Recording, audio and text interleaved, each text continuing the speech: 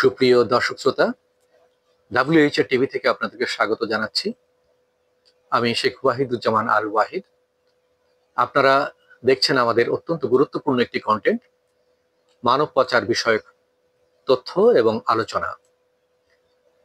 যে শিশুটি আজকে জন্ম নিচ্ছে আমাদের দেশে, সে শিশুটি কিন্তু জন্ম থেকেই সে কিন্তু একটা ঋণের বোঝা মাথা নিয়ে জন্ম নিচ্ছে।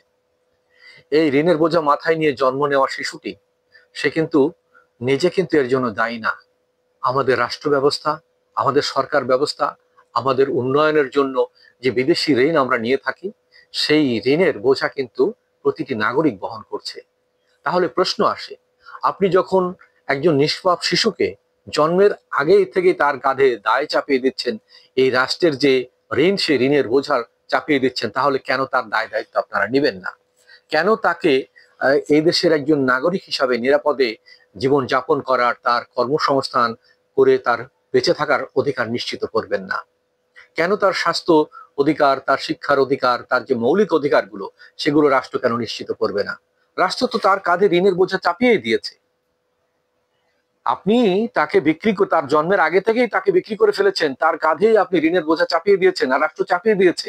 তাহলে রাষ্ট্র কেন তাকে এই তার যাবতীয় দায় দায়িত্ব বহন করবে না? যে অন্যায় সে করেনি, সে অন্যায়টা আমরা যদি মনে করি তাকে শাস্তি আগে থেকে দিয়ে দিই, তাহলে তো এটা চরম অন্যায় হচ্ছে। আমাদের এই ব্যবস্থার আমাদের পরিবর্তন ঘটানো উচিত।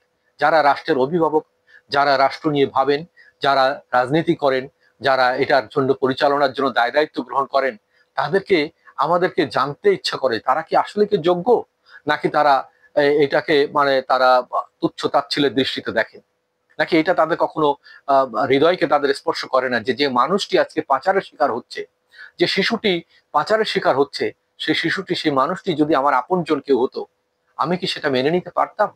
আমি কি তার দুঃখ দুর্দশা বেদনা আমি সহ্য করতে পারতাম? এই প্রশ্নগুলো তো চলেই আসে। এই যে নারীদেরকে আমাদেরকে বিদেশে যৌন দাসী হিসাবে পাঠানো হচ্ছে, মিডিল ইস্টের মতো দেশে আমাদের দেশের প্রচুর নারী প্রতি বছর যাচ্ছে সেখানে যৌন দাসী হিসাবে। বলা হচ্ছে গৃহকর্মী, আসলে তারা যাচ্ছে যৌন দাসী হিসাবে।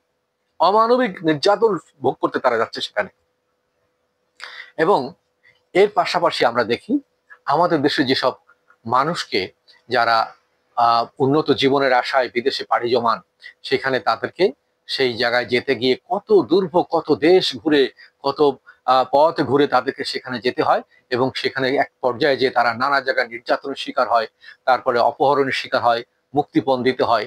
এগুলো কি আমাদের, এর থেকে কোনো পরিত্রাণের রাস্তা নেই?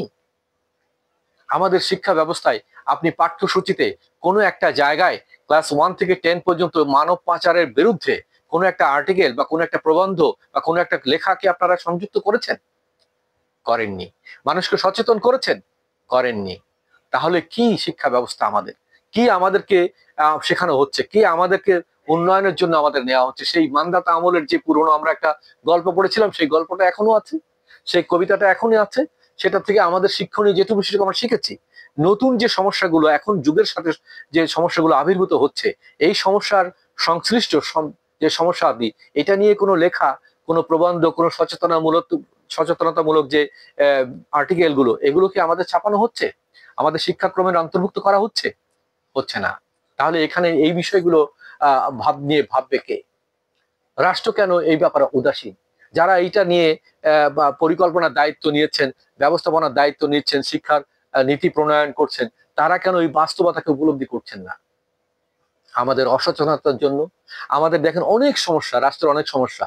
দেখেন বায়ু দূষণ, মাটি দূষণ, পানি দূষণ, আমাদের খাদ্যে ভেজাল, ওষুধে ভেজাল, এই যে নারী পাচার, শিশু পাচার, তারপরে আমাদের বিভিন্ন রকমের জাতীয় সমস্যার সৃষ্টি হয়েছে।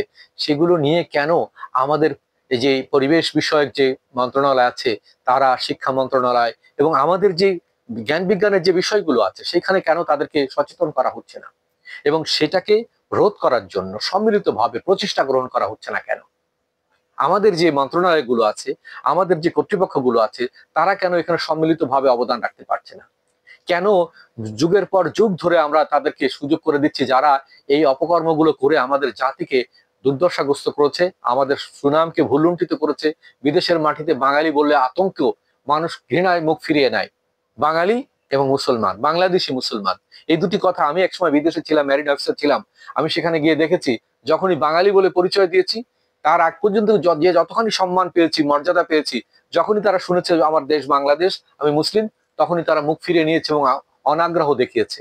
অনেকটা অবহেলা, অনেকটা খুবই নিন্দার চোখে তারা আমাদেরকে দেখেছে। এটা আমাদেরকে খুব মর্মাহত করেছে, পীড়িত করেছে। কারণ এর পেছনে আমরাও দায়ী।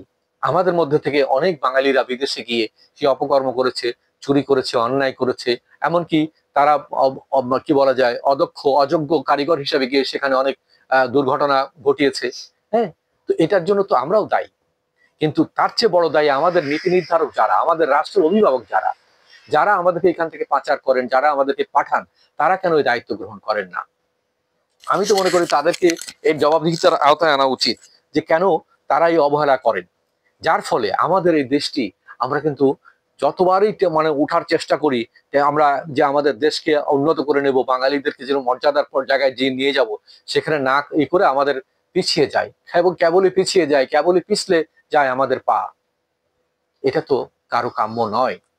এই যে শিশুরা ছোটবেলা থেকে তারা আমাদের যে লেখাপড়া শিখছে, সেখানে পারিবারিক ভাবে কতটুকু সুশিক্ষা সে পাচ্ছে, পারিবারিক ভাবে তার নিয়ন্ত্রণের জন্য, তাকে সুশিক্ষায় শিক্ষিত করার জন্য, তাকে সৌজন্যতা বোধ শেখানোর জন্য, ভদ্রতা শেখানোর জন্য, শুদ্ধাচার শিষ্টাচার শেখানোর জন্য কি কি উদ্যোগ গ্রহণ করা হচ্ছে?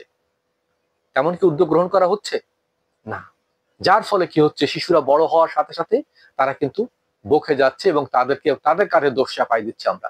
দোষ তো আমাদের, দোষ তো এই পরিবারের মানে অবহেলার, দোষ তো এই সমাজের অবহেলার, দোষ তো রাষ্ট্রের অবহেলার। সেই দোষটা আমরা অস্বীকার করে আমরা তাদের কাঁধে দোষ চাপিয়ে দিচ্ছি। আজকে আমাদের তরুণ সমাজ মারাত্মকভাবে বিপর্যস্ত। আমাদের কিশোর গ্যাং গুলো গড়ে উঠেছে, আমাদের পাড়ায় পাড়ায় এই কিশোর গ্যাংয়ের জ্বালায় মানুষ অতিষ্ঠ, এবং এই দালালগুলো সেখানে ঢুকে ঢুকে ঢুকে ঢুকে শিশু পাচার, নারী পাচার, শ্রম, এই যে জোরপূর্বক যে প্রলুব্ধ করে তাদেরকে বিদেশে পাঠানোর জন্য পাচার চক্র কিন্তু সক্রিয় হচ্ছে। তাদের কিন্তু কার্যক্রম তারা আরো সুন্দরভাবে চালাতে পারছে আমাদের অবহেলার কারণে, উদাসীনতার কারণে।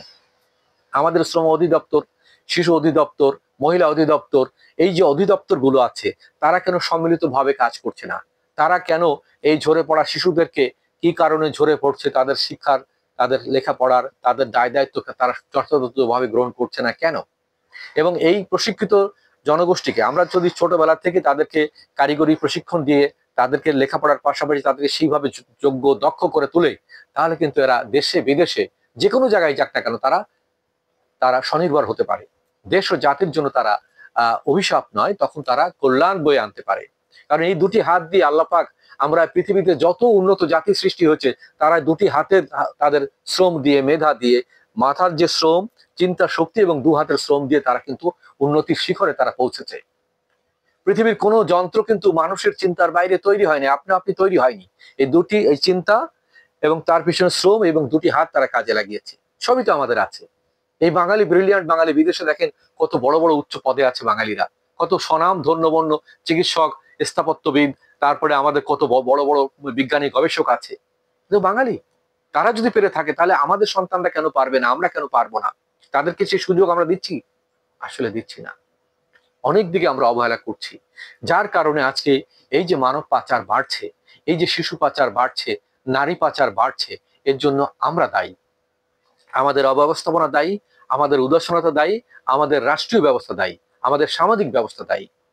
আমরা নারী শিক্ষার জন্য যে ব্যবস্থাগুলো আমরা ইতিপূর্বে যে সরকারগুলো নিয়েছে, তাদেরকে সাধুবাদ জানাই, কিন্তু সেখানে তাদের নিরাপত্তার জন্য, তাদের প্রতি যে সহানুভূতি, শ্রদ্ধাবোধ, তাদের প্রতি যে সম্মানবোধ, এটিকে আমাদের সন্তানদেরকে, পুরুষ সন্তানদেরকে আমরা সেভাবে শিখিয়েছি? শেখায়নি। অথবা আমার ছেলেটি বাইরে গিয়ে কি করছে, সে কি কোনো ইফটিজিং এর সাথে জড়িত, অথবা কোনো যেখানে গিয়ে সেখানে নেশা বা অন্যান্য যে সুযোগ সুবিধা আছে সেখানে জড়িত কিনা, আমাদের এই মনিটরিংটা পারিবারিক ভাবে কি আছে, সামাজিক ভাবে কি আছে, প্রাতিষ্ঠানিক ভাবে কি আছে? নেই। যার ফলে কি হচ্ছে, আমরা আমাদের ছেলে মেয়েদেরকে স্কুলে দিয়ে মনে করি যে ভর্তি যখন করে দিয়েছি, টিউটর রেখে দিয়েছি, মানুষ হচ্ছে না। আপনি ভুল করছেন, আমরা ভুল করছি। আমাদের তাদেরকে যথাযথভাবে পর্যবেক্ষণে রাখা উচিত। এবং আজকে যে আমাদের যে রাষ্ট্র ব্যবস্থা গড়ে উঠেছে, আমাদের প্রতিটা মন্ত্রণালয়ের সামঞ্জস্যহীনতার কারণেই কিন্তু আজকে প্রত্যেকটা মন্ত্রণালয় সফল হতে পারছে না। কারণ প্রতিটা মন্ত্রণালয় কিন্তু একটার সাথে আরেকটা সম্পৃক্ত। আপনি কোনটাকে বিচ্ছিন্ন বলবেন? কোনোটা স্বয়ংসম্পূর্ণ না, কোনোটা বিচ্ছিন্ন না। প্রত্যেকটা প্রত্যেকটার পরে নির্ভরশীল। তো সেই যে সংযোগটা ঘটাতে জন্য আমাদের যে সম্মিলিত প্রচেষ্টাগুলো দরকার, সেগুলো কিন্তু গড়ে উঠছে না বলেই আজকে নানাবিধ সমস্যার সাথে এই মানব পাচার সমস্যাটাও প্রকট আকারে ধারণ করছে। প্রতি বছর মানব পাচার বাড়ছে এবং আমাদের দেশের মানুষরা বিদেশে মানবতার জীবন যাপন করছে। এই মানবেতর জীবন যাপন করতে গিয়ে কেউ সম্ভ্রম হারাচ্ছে, কেউ জীবন হারাচ্ছে এবং তাদের পরিবাররা তাদের কারণে চরমভাবে তারা হাহাকার করছে, বিপর্যস্ত জীবন যাপন করছে, যেটা কোনোভাবেই কাম্য নয়। আমরা একটা পরিসংখ্যান আপনাদেরকে দিয়েছি যে বছরে ৩,৪০০ উপরে অধিক লোক এখানে পাচারের শিকার হচ্ছে। এটা আসলে আমার মনে হচ্ছে আরো বেশি লোক পাচার হচ্ছে, আরো বেশি লোক পাচার হচ্ছে। এই পরিসংখ্যান সঠিক নয়।